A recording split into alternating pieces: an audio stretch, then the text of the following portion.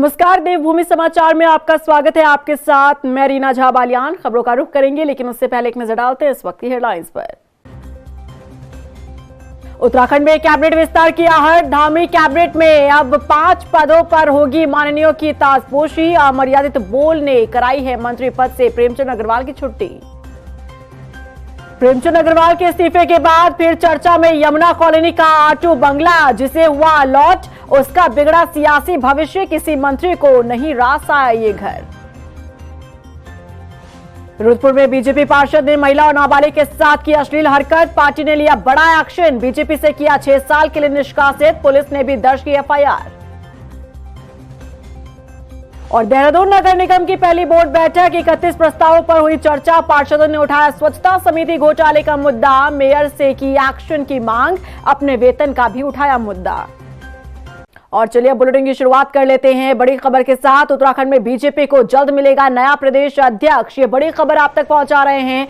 संगठन में तेज हुई हलचल, जल्द होगा प्रदेश अध्यक्ष का चुनाव। नए जिला अध्यक्षों के चुनाव के बाद अब प्रदेश अध्यक्ष की बारी है। पार्टी में अंदर खाने सुगबुगाहट चल रही है। कैबिनेट विस्तार से पहले मिल सकता है नया अध्यक्ष। प्रेमचंद अग्रवाल के इस्तीफे के बाद अब बीजेपी के सामने कैबिनेट की 5 कुर्सियों को भरने की चुनौती है। क्षेत्रीय और जातीय समीकरण को साधते हुए कैबिनेट विस्तार करना पार्टी के लिए इतना आसान नहीं है। इस बीच अंदर खाने कई विधायक खुद को मंत्री की कुर्सी के लिए दावेदार मान रहे हैं। कौन से वो चेहरे हैं जिन्हें धामी कैबिनेट में जगह मिल सकती है, देखिए इस रिपोर्ट में। धामी कैबिनेट से प्रेमचंद की छुट्टी, अब कैबिनेट में 5 खाली पड़ी कुर्सी, कई विधायकों की जगी उम्मीद। उत्तराखंड में धामी कैबिनेट के विस्तार की चर्चाएं अब एक बार फिर से तेज हो चुकी हैं। वित्त मंत्री प्रेमचंद अग्रवाल के त्याग पत्र देने के बाद अब धामी कैबिनेट में 5 कुर्सियां खाली हो गई हैं। जाहिर है कि कुर्सियों को भरने का दबाव जितना मुख्यमंत्री धामी पर होगा, उतना ही दबाव संगठन पर भी होगा। वहीं कई ऐसे विधायक हैं जो अंदर खाने अपने अनुभव के साथ ही राजनीतिक समीकरण में फिट बैठने का हवाला देकर कैबिनेट की कुर्सी के लिए अपनी दावेदारी दे रहे हैं। हालांकि बीजेपी के सख्त अनुशासन के चलते ऐसे विधायक खुलकर कैमरे के सामने बोलने को तैयार नहीं है और न ही देहरादून स्थित पार्टी के प्रदेश मुख्यालय में गहमा गहमी है। लेकिन दिल्ली दरबार में कई विधायकों का हाजिरी लगाना शुरू हो चुका है। धामी कैबिनेट में विस्तार को लेके जहां एक तरफ सरकार और संगठन में सुगबुगाहट है, वहीं विधायकों को भी उम्मीद जगी है कि उनकी भी लॉटरी इस कैबिनेट विस्तार में खुल सकती है। कहा यह भी जा रहा है कि जहां कई ऐसे विधायक हैं जो पुराने वक्त से विधायी कार्यों करते रहे हैं, वहीं कुछ ऐसे विधायक भी हैं जो पहली बार विधायक बने हैं, लेकिन सरकार और खास तौर पर मुख्यमंत्री की करीबियत का फायदा उठाकर वो दिल्ली दरबार में खुद की दावेदारी पेश करने पहुंचे हुए हैं। वहीं कुछ ऐसे विधायक भी हैं जो दिल्ली दरबार में तो नहीं पहुंचे, लेकिन उन्हें इस बात की उम्मीद है कि राज्य में उनका लंबा विधायी अनुभव उन्हें कैबिनेट की कुर्सी तक लेकर जाएगा। ऐसे में कुछ नामों की चर्चा हो रही है, जिनमें मदन कौशिक, बिशन सिंह चौफाल, खजान दास, अरविंद पांडे और बंशीधर भगत शामिल हैं। इसके साथ ही मुन्ना सिंह चौहान और विनोद चमोली की चर्चाएं भी सियासी गलियारों में हो रही हैं। हालांकि इसके साथ ही कुछ युवा विधायकों को भी मुख्यमंत्री धामी अपनी कैबिनेट में जगह दे सकते हैं। हालांकि इस सबके बीच क्षेत्रीय और जातीय समीकरण को साधना बीजेपी के लिए आसान नहीं होगा, वो भी तब जब मौजूदा दौर में बीजेपी को लेकर एक नाराजगी समूचे पहाड़ में व्याप्त है। देहरादून के बीजेपी दफ्तर में भले ही विधायकों की दौड़ न दिख रही हो, लेकिन दिल्ली दरबार में विधायक अपनी दावेदारी पेश करने पहुंचने लगे हैं। वहीं दूसरी ओर इस बार कैबिनेट विस्तार करना धामी सरकार के लिए भी किसी बड़ी चुनौती से कम नहीं होगा, क्योंकि उनको जातीय और क्षेत्रीय समीकरण को साधने के साथ साथ ही मौजूदा विवादित टिप्पणी के बाद उपजी नाराजगी को भी दूर करने की चुनौती होने वाली है। उत्तराखंड की राजनीति में अलग अलग मिथक जुड़े हैं। एक मिथक तो यमुना कॉलोनी के आटू बंगले से भी जुड़ा है, जिसे और बल दिया है प्रेमचंद अग्रवाल के इस्तीफे ने। देहरादून के यमुना कॉलोनी का आटू बंगला, जिसका इतिहास बताता है कि इस बंगले में रहने वाले नेताओं को सियासी संकट का सामना करना पड़ता है। मिथक है कि इस घर में जो भी मंत्री रहने आता है वो अपना कार्यकाल पूरा नहीं कर पाता है। देखिए रिपोर्ट।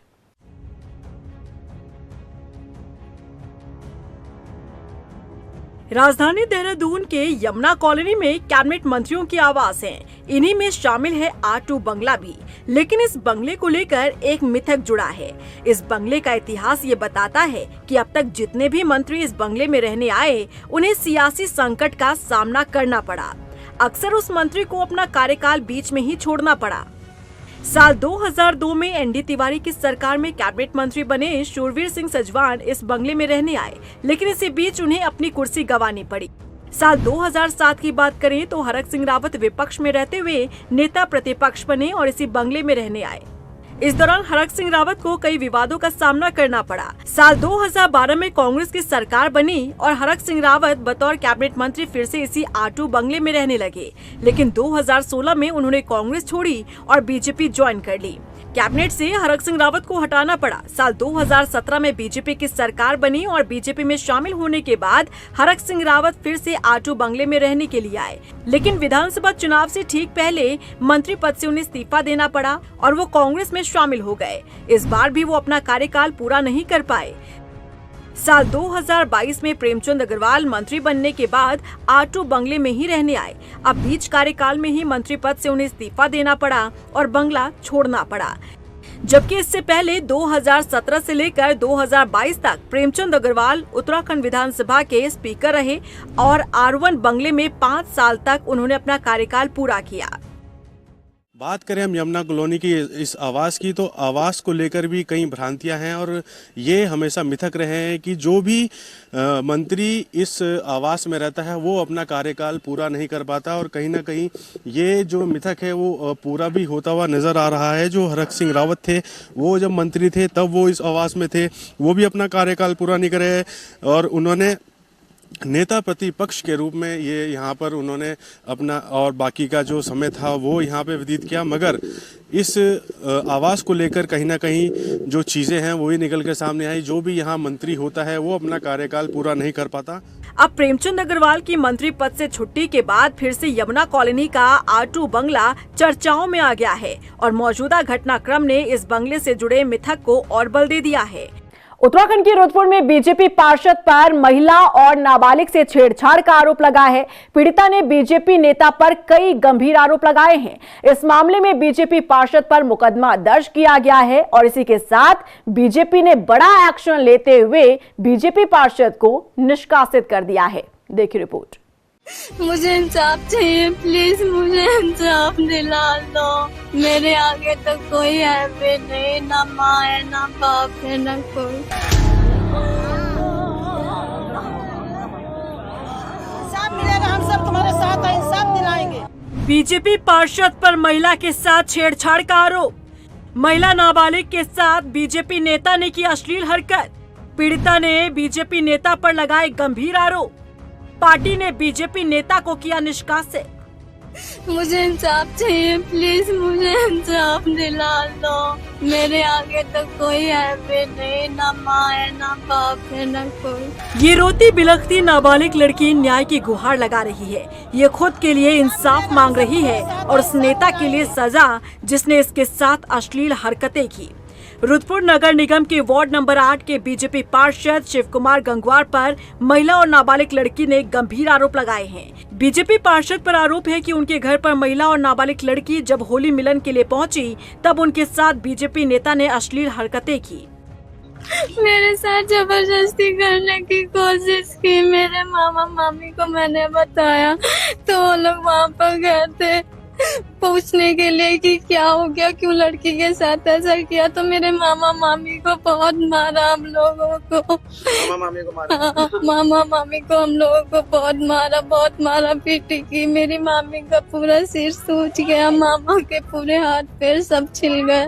उनने हमें कोल्ड ड्रिंक में शराब पिला दी तो इसको ज्यादा ही नशा होने लग गया। हमें पता ही नहीं चला सर कि मतलब इसको नशा हो गया करके। इसको ज्यादा ही नशा होने लग गया तो इसके साथ बदतमीजी करने लग गया। इसके सीना दबाया इसके साथ।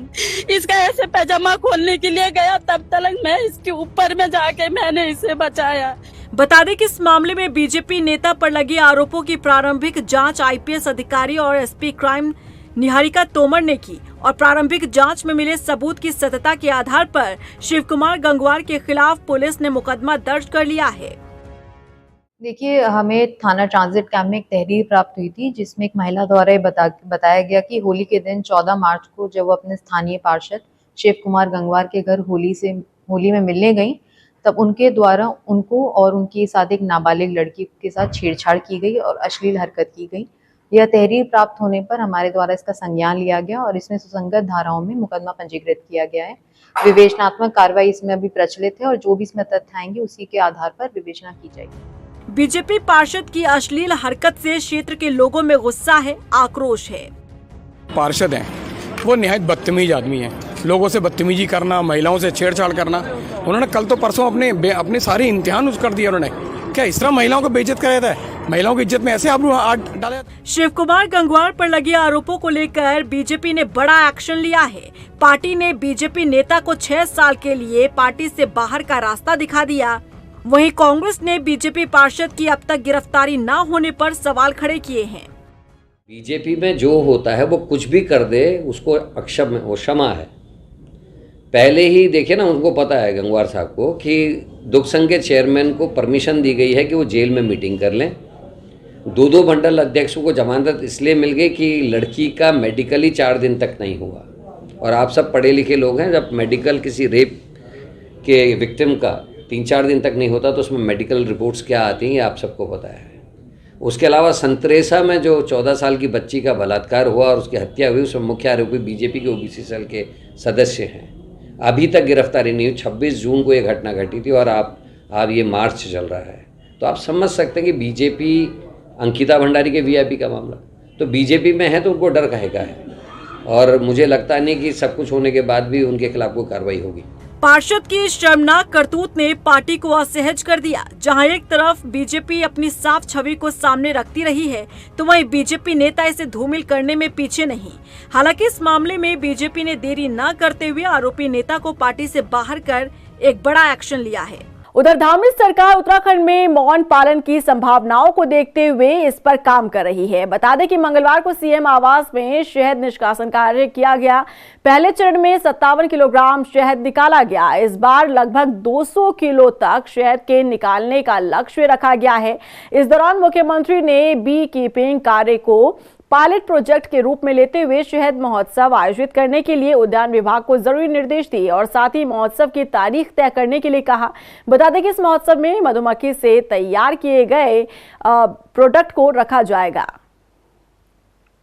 वहीं मुख्यमंत्री पुष्कर सिंह धामी ने कैंप कार्यालय से उत्तरकाशी के 15 क्लस्टर विद्यालयों में परिवहन सुविधा के लिए 15 स्कूल बसों का फ्लैग ऑफ किया और इस मौके पर मुख्यमंत्री धामी ने कहा कि स्कूली बच्चों के लिए बस की सुविधा उपलब्ध होने से उन्हें स्कूल जाने में आसानी होगी, तो वहीं उनका समय भी बचेगा, साथ ही पठन पाठन में सुविधा होगी। मंगलवार को देहरादून नगर निगम की पहली बोर्ड बैठक हुई, जिसमें करीब 31 प्रस्तावों पर चर्चा की गई। वहीं बोर्ड बैठक के दौरान सबसे ज्यादा समस्याएं सफाई व्यवस्था और कूड़ा उठान को लेकर रही, तो वहीं कुछ पार्षदों ने स्वच्छता समिति में हुए घोटाले को लेकर भी आवाज उठाई। मेयर सौरभ अबलियाल से जांच की मांग की गई। मेयर को वार्ड 88 के पार्षद ने बताया कि क्षेत्र में सफाई व्यवस्था के लिए 10 कर्मचारी नियुक्त थे, लेकिन काम सिर्फ 6 कर रहे थे। वहीं कई पार्षदों ने विधायकों की तर्ज पर वेतन का भी मुद्दा उठाया। उधर मेयर ने पार्षदों को हर समस्या के समाधान का आश्वासन दिया। देखिए, जो पूर्व में जो कार्यकाल था नगर निगम का, उसमें जहाँ तक हमारी जानकारी मिली है तो हमारे यहाँ वार्ड में 10 सफाई कर्मचारी नियुक्त थे। पर उसके बाद जो कार्यकाल खत्म हुआ पिछले 1 साल से, वो 6 ही लोग वहाँ मौके पे हैं। 4 लोगों का पता नहीं है कौन थे क्या थे, वो मौके पे आए नहीं है। तो पिछले 6 साल से हम लोग 1 साल से उसी को फेस कर रहे थे और 2 महीने से जब से हम लोग कार्यकाल हमने संभाला है तब से भी वो 6 ही लोग हमारे पास मौके पे हैं। 4 लोगों का कुछ पता सता नहीं है। तो हमने माननीय मेयर साहब से ये बोला कि पहले तो उस पर जाँच की जाए कि भाई वो 4 लोग कौन हैं जो नियुक्त थे परंतु मौके पर नहीं है, और बाकी जो हमारा क्षेत्रफल बढ़ा है तो हमें और ज़्यादा सफाई कर्मचारी दिए जाए ताकि हम सफाई प्रॉपर करा पाएँ। देखिए, पहली बोर्ड बैठक है और इसमें कई तरह की हमारी जो समस्याएं हैं अपने पार्षद बड़ों ने वो रखी हैं, सफाई को लेकर और तमाम अपने कुछ अन्य प्रकार की जो समस्याएं हैं, तो उनको लेकर यहाँ पर कई प्रस्ताव हमने पास भी किए हैं। उत्तराखंड कांग्रेस ने प्रदेश मुख्यालय में श्रमिक सम्मेलन का आयोजन किया, जिसमें कांग्रेस प्रदेश अध्यक्ष करण माहरा समेत श्रमिक कांग्रेस के तमाम पदाधिकारी और कार्यकर्ता मौजूद रहे। इस दौरान कांग्रेसियों ने मजदूरों की समस्याओं पर चिंतन भी किया। कांग्रेस श्रम विभाग के अध्यक्ष दिनेश सिंह कौशल ने आरोप लगाया कि प्रदेश में मजदूरों को ना तो समय पर वेतन मिल रहा है और ना ही उनकी समस्याओं का समाधान हो रहा है। ऐसे में कांग्रेस उन्हें मंच देना चाहती है ताकि उनकी समस्या लोगों तक पहुंच सके। हम लोग जो लगातार मजदूरों की समस्याओं को उठाते रहते हैं और आज जो उत्तराखंड में जो स्थिति है मजदूरों की, ना तो उन्हें वेतन मिल पा रहा, ना उनकी समस्याओं का हल हो पा रहा, क्योंकि बीजेपी सरकार आप देख ही रहे हो सिर्फ हिंदू मुस्लिम की लड़ाई और आपसी मंदिर और मस्जिदों पे सिर्फ और विकास की बात नहीं कर रही और मजदूर हताश और निराश है। और हम लोगों ने रणनीति बनाई है कि असंगठित जो हम लोग असंगठित क्षेत्र में काम कर रहे हैं, असंगठित जो मजदूर है वो लोग अपनी आवाज़ उठाते हैं तो उन्हें नौकरी से निकाल दिया जाता है या उनके साथ बड़ा गलत व्यवहार होता है। उधर दिनेशपुर पहुंचे काशीपुर के जिला अध्यक्ष मनोज पाल का बीजेपी कार्यकर्ताओं ने स्वागत किया। इस मौके पर बीजेपी नेता मनोज पाल ने केंद्र और राज्य सरकार की योजनाओं का जिक्र किया, जिनका फायदा जनता को मिल रहा है। उन्होंने कहा कि डबल इंजन सरकार जातिवाद से ऊपर उठकर काम कर रही है। वहीं कार्यक्रम में शामिल बीजेपी विधायक अरविंद पांडे ने कहा कि आज सरकार जनता के द्वार तक जाकर समस्याओं का समाधान कर रही है। भारतीय जनता पार्टी ने मेरे जैसे कार्यकर्ता को इस जिले को चलाने का एक अवसर दिया है। मैंने कहा है कि ये ज़िले के रूप में मैंने अपने आप को ना अभी तक जिलाध्यक्ष माना है, ना मैं आगे मानने वाला हूँ। मैंने कहा है मैं एक कार्यकर्ता हूँ और उस कार्यकर्ता से एक चौकीदार के रूप में काम करना चाहता हूँ। मेरा जो कार्यकाल है उसके निमित्त मैंने जो सोचा है कि सब मैं देख रहा हूँ जो उत्साह पूरा जसपुर से लेकर और यहाँ दिनेशपुर तक मिल रहा है, ये एक सामान्य उत्साह नहीं है। पुराने से पुराना कार्यकर्ता सड़कों पे आ रहा है, पुराने से पुराने हमारे जो लोग थे सब उमड़ के आ रहे हैं। मैंने कुछ विशेष नहीं किया है, मैंने हाथ जोड़े हैं और कहा है कि मैं सम्मान करूंगा, सबको साथ लेकर चलूंगा और ये मैंने कहा ही नहीं है, मेरा काम करने का तरीका भी है। आज आपने देखा है कि भारतीय जनता पार्टी में छोटे से पद पे काम करने वाला एक कार्यकर्ता का बेटा जिलाध्यक्ष बना है और निश्चित ही पूरा हम लोगों को विश्वास है कि वो सबको साथ लेकर चलेंगे और उनका संकल्प भी है कि संगठन की दृष्टि से, भारतीय जनता पार्टी की दृष्टि से काशीपुर जिले में 4 विधानसभाएं हैं। 4 विधानसभाओं में पहले से ही 2 विधानसभाएं बीजेपी की हैं, 2 जो बची हुई हैं आने वाले समय में उन दोनों विधानसभाओं में भी भारतीय जनता पार्टी का कमल का फूल 2027 में खिलाएंगे और काशीपुर जिले से कांग्रेस मुक्त इस जिले को बनाएंगे। ये हमारे नवनियुक्त जिलाध्यक्ष का संकल्प है। मंगलवार को देहरादून के कलेक्टर परिसर से जन सेवा के लिए 3 एम्बुलेंस की जिलाधिकारी सविन बंसल और राजपुर से बीजेपी विधायक खजान दास ने हरी झंडी दिखाकर रवाना किया। बता दें कि जिला योजना और खनन निधि से खरीदी गई ये एम्बुलेंस जन कल्याण के लिए इस्तेमाल की जाएगी। डीएम के माने तो एक एम्बुलेंस जिला अस्पताल, दूसरी एम्बुलेंस शव वाहन और तीसरी नारी निकेतन में जनसेवा का कार्य करेंगी। वहीं इस मौके पर राजपुर विधायक खजान दास ने सीएम धामी का आभार जताया। अभी तक शव वाहन नहीं था तो उसकी अत्यंत आवश्यकता प्रतीत हो रही थी। इसी तरह से हमारे कोरोनेशन जो जिला अस्पताल है उसमें एम्बुलेंसेस की कमी थी, तो एक नई एम्बुलेंस हमारे जिला अस्पताल के लिए। और थर्डली जो हमारा नारी निकेतन है वहीं पर बाल निकेतन भी है। कुछ असहाय अनाथ बच्चे हैं, कुछ हमारी मानसिक विकलांग महिलाएं भी वहाँ पर निवास करती हैं, तो उनको स्वास्थ्य सेवाओं को सुलभ करवाने हेतु कोई भी एम्बुलेंस, डेडिकेटेड एम्बुलेंस उनके लिए उपस्थित नहीं थी। तो इसी दिशा में ये निर्णय लिए गए थे कि त्वरित रूप से तीनों वाहन को क्रय किया जाए और खनिज न्यास से और जिला योजना से निर्णय लिया गया। उम्मीद है कि ये उनके लिए लाभकारी सिद्ध होगा। आज जो यहाँ से 3 गाड़ियाँ विभिन्न विभागों को दी गई है एम्बुलेंस के रूप में, कोरोनेशन अस्पताल को और एक नारी निकेतन के लिए, और एक सब वाहन की बहुत बड़ी दिक्कत होती थी जो नहीं उपलब्ध हो पाता था, आज बाकायदा उसको खरीद करके दिया गया है। ये बहुत बड़ी बात है, बहुत अच्छी बात है। लोगों की सुविधा के लिए, जनहित के लिए ये काम आज किया गया है।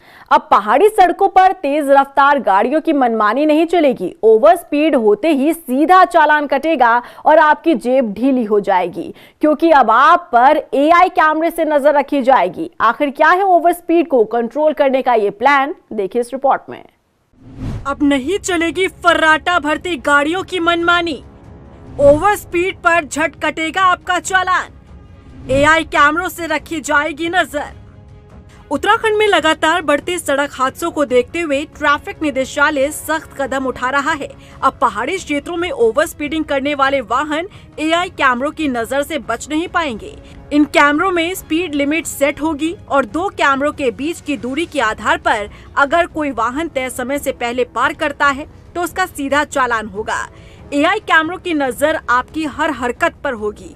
बेवजह की स्पीडिंग से बचें, क्योंकि अब चालान पलक झपकते ही आपके मोबाइल पर पहुंच जाएगा। हम लोग का फोकस ये है कि जो जैसे एनपीआर कैमरास हैं उनको जगह जगह हम लोग इंस्टॉल करें, और जहाँ पर भी जो इस तरह के पॉइंट्स हैं जहाँ पर फ्रिक्वेंटली एक्सीडेंट के केसेस आ रहे हैं, वहाँ पर जो प्लेसेस हैं जहाँ से हमको लगता है कि लोग जनरली अपना ट्रैवल करना स्टार्ट करते हैं, और जहाँ पर वो जाने जो उनका डेस्टिनेशन होता है, उन दोनों पॉइंट्स को एनपीआर कैमरे से कवर करने का कोशिश कर रहे हैं।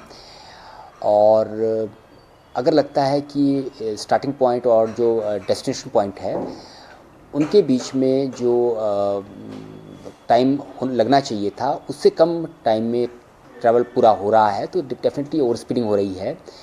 इसमें जो ऑनरेबल हाई कोर्ट है उनके डायरेक्शन थे, कुछ जगह पर इस तरह के जो टेक्नोलॉजी है उसको इस्तेमाल किया गया है, जहाँ पर दो सिटीज़ के बीच में जो एनपीआर कैमराज हैं उनको लगा करके जो टाइम होना चाहिए उससे कम समय में अगर कोई व्हीकल जो है वो पहुँचता है तो उसके अगेंस्ट वायलेशन को लेकर के कार्रवाई की जाती है।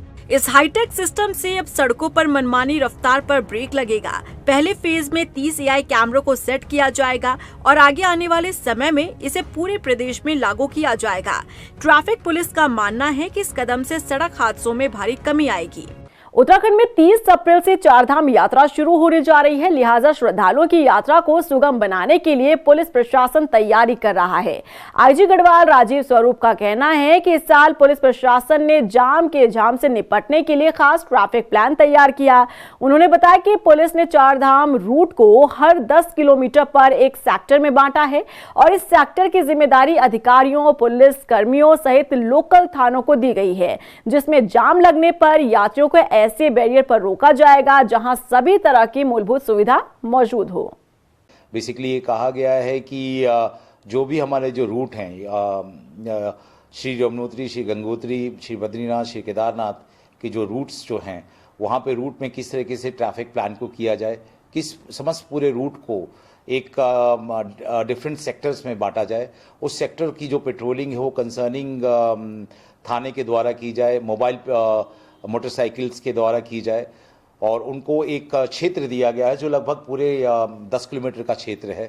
इस 10 किलोमीटर की क्षेत्र में पूरे यात्रा रूट को बांटा गया है और इनमें अधिकारियों की, कर्मचारियों की ड्यूटी लगाई गई है कि किसी तरह से यातायात में कोई जाम ना हो, या फिर यात्री को किसी तरीके से अगर कोई परेशानी आ रही है तो तत्काल वहां पे मौके पर पहुंच के उसकी समस्याओं को दूर किया जाए। उधर अल्मोड़ा में दर्जनों गांव के ग्रामीण क्षतिग्रस्त सड़कों के चलते परेशान हैं। आलम यह है कि जिम्मेदार अधिकारियों से कई बार सड़क निर्माण की गुहार लगा चुके हैं, बावजूद इसके कोई सुनवाई नहीं होती। उधर ग्राम प्रधान मदन बिष्ट ने बताया कि ग्राम धामस, चाण और सेनार और डाल खूंट को जोड़ने वाली सड़क की खुदाई तो की गई, लेकिन कोसी नदी पर एक पुल निर्माण नहीं होने के कारण डामरीकरण नहीं हो पाया। इस वजह से लगभग 25,000 से ज्यादा लोग प्रभावित हैं। ऐसे में अब ग्रामीण आंदोलन की चेतावनी दे रहे हैं। यहाँ पर अल्मोड़ा खूंट मोटर मार्ग के किलोमीटर 7 पर वर्षों के करीबन 30 वर्ष से पुल का निर्माण नहीं हुआ है, जिस वजह से करीबन 20-25 ग्राम सभा इस मार्ग से लाभान्वित नहीं हो पा रही है। और हमारा मानना है कि अगर खूंट अल्मोड़ा खूंट मोटर मार्ग के किलोमीटर 7 पर पुल का निर्माण होता है, तो 25-30 जो ग्राम सभाएं हैं उनको इसका बहुत लाभ मिलेगा। इसमें मेन है खूंट, धामस, चाण, रोंडाल, सेनार को और खतियाली को जोड़ते हुए एक रोड जो कि क्वारब के नीचे अटैच होती है। इस क्षेत्र में कोसी नदी पे एक पुल बनना है, इसका डामरीकरण होना है। इस विषय को लेकर के भी हम चिंतित हैं और अगर ये हो जाता है तो करीबन इस क्षेत्र के 20 से अधिक गाँव की 25,000 जनसंख्या से लाभान्वित होगी और पूरे विकास कार्य इससे सुनिश्चित हो सकेंगे। तो हमें इस प्रेस वार्ता के माध्यम से सरकार से 2 टूक कहना है कि इतनी बड़ी जनसंख्या की आप उपेक्षा नहीं कर सकते हैं, यही मैं कहना चाहता हूँ। और इसी के साथ फिलहाल इस बुलेटिन में बस इतना ही, लेकिन चलते चलते एक नजर डालते हैं इस वक्त की हेडलाइंस पर। उत्तराखंड में कैबिनेट विस्तार की आहट, धामी कैबिनेट में अब 5 पदों पर होगी माननीयों की ताजपोशी। अमर्यादित बोल ने कराई है मंत्री पद से प्रेमचंद अग्रवाल की छुट्टी। प्रेमचंद अग्रवाल के इस्तीफे के बाद फिर चर्चा में यमुना कॉलोनी का आटू बंगला, जिसे हुआ लॉन्च, उसका बिगड़ा सियासी भविष्य, किसी मंत्री को नहीं रास आया ये घर। रुद्रपुर में बीजेपी पार्षद ने महिला और नाबालिग के साथ की अश्लील हरकत, पार्टी ने लिया बड़ा एक्शन, बीजेपी से किया 6 साल के लिए निष्कासित, पुलिस ने भी दर्ज की एफआईआर। और देहरादून नगर निगम की पहली बोर्ड बैठक, 31 प्रस्तावों पर हुई चर्चा, पार्षदों ने उठाया स्वच्छता समिति घोटाले का मुद्दा, मेयर से की एक्शन की मांग, अपने वेतन का भी उठाया मुद्दा।